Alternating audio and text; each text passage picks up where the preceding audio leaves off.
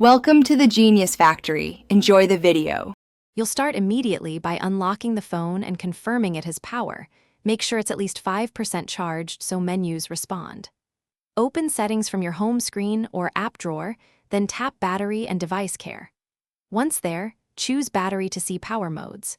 You're doing this to restore normal performance, not just turn off a toggle, so follow the next step carefully. This first move exposes ultra power-saving options and the controls you need to disable them.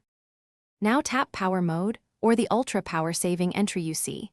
This reveals the active profile and alternatives. Toggle Ultra Power Saving off and immediately select Normal or Optimized to restore background apps and connectivity.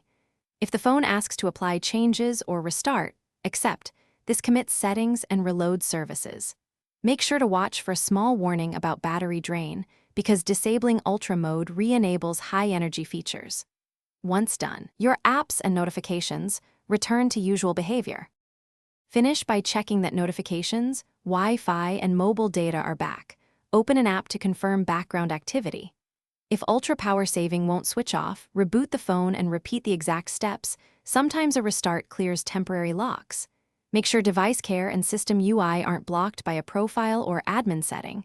If the setting still resists, update system apps or contact Samsung support.